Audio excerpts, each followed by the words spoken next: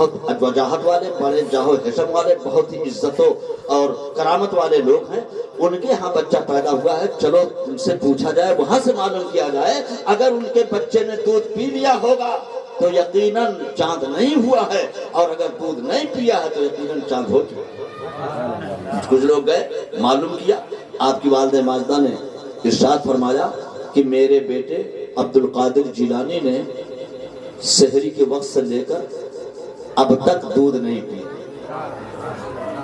سب پورا شورا ہو گیا کہ یقیناً چاند ہو گیا ہے۔ یہ حضرت غوث اعظم رضی اللہ تعالی عنہ کی شان ولایت ہے، یہی سے ابتدا ہو رہی ہے۔ اور یوں تو روایتوں میں آئے کہ آپ تو مادرزاد کو نہیں پیدا کیا، اس میں کسی کو اختلاف ہی نہیں، سب نے اس پر اتفاق کیا ہے، لیکن اس کے باوجود بھی دیکھیے شریعت کی پابندی، اسی کی ترجمانی تو حضرت علامہ جمیل الرحمن بریلوی رحمۃ اللہ تعالیٰ نے فرمایا کہ رہے پابند احکام شریعت ابتدا ہی سے، رہے پابند احکام شریعت ابتدا ہی سے، نہ چھوٹا شیر خواری میں بھی روزہ غوث اعظم کا، نہ چھوٹا شیر خواری میں بھی روزہ غوث اعظم کا۔ مجھے کہنے دیا جائے جب بچہ اتنا نیک کیوں ہوتا ہے؟ جب ان کے والدین اتنے نیک ہوتے ہیں، جب ماں باپ پاک و پوتر ہوتے ہیں، تو بیٹا عبد القادر بن کر غوث پاک بنا کرتا ہے۔ جب عبداللہ سمعی کی جو ہے گود میں پلنے والی بیٹی ام الخیر امت الجبار فاطمہ بن کر نکلتی ہے، تو ان کے تھوک سے، ان کے بدن سے، ان کے شکم سے پیدا ہونے والی اولاد کو محی الدین جیلانی کہا ہے۔ نعرہ تکبیر، نعرہ یہی حضرت تکبیر، نعرہ رسالت، نعرہ غوثیہ، غیور کا دامن۔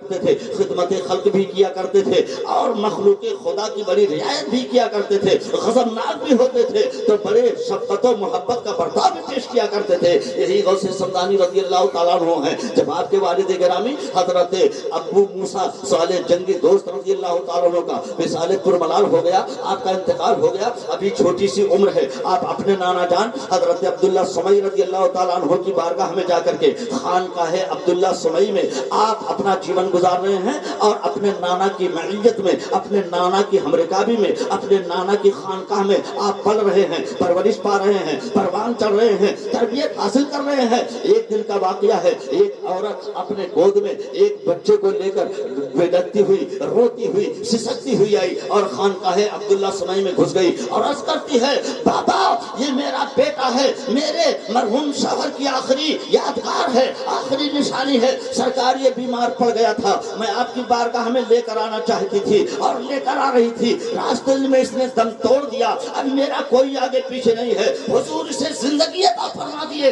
حضرت عبداللہ سمعی رضی اللہ تعالیٰ عنہ ارشاد فرماتے ہیں آپ کھڑے ہو گئے اور آنے کے بعد آپ نے مراقبہ کیا، لوح محفوظ پہ نگاہ رکھی تو کیا دیکھتے ہیں کہ اب اس کو زندگی نہیں ملے گی اور اس کے حق میں اب یہ اولاد نہیں ہے۔ آپ نے ارشاد فرمایا اے بڑھیا جا، اب یہ زندہ نہیں ہو سکتا ہے، اس کی زندگی خاتمہ ہو چکا ہے، اب یہ تیری اولاد نہیں ہے، اب تیری قسمت میں اولاد نہیں ہے۔ حضرت غوث سمدانی ہیں، محبوب یزدانی ہیں، پیر لاسانی ہیں، غوثوں کے غوث ہیں، پیروں کے پیر ہیں، قطبوں کے قطب ہیں، ابدالوں کے ابدال ہیں، اوتادوں کے اوتاد ہیں، راس الاولیاء ہیں، سید العطیہ ہیں۔ غوث سمدانی محبوب یزدانی ایک گوشے میں بیٹھے ہوئے تھے، اب وہ بلکتی ہوئی، جھجکتی ہوئی، سسکتی ہوئی، روتی ہوئی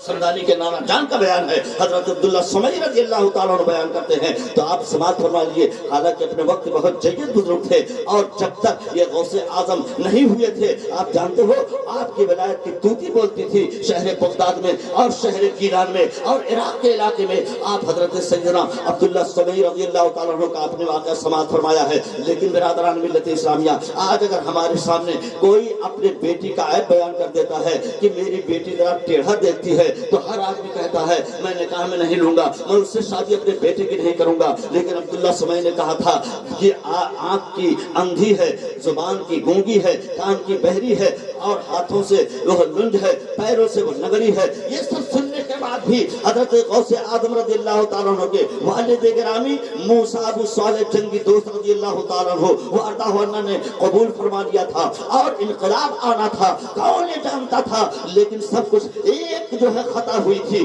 اور وہ کوئی بہت بڑی خطا نہیں تھی۔ علماء کرام بیٹھے ہیں، بڑے چیلنج کے ساتھ کہتا ہوں کہ تقویٰ وہاں پہ ملامت کر رہا تھا لیکن فتویٰ کے روپ سے اس سے کھانا ان کا جائز تھا۔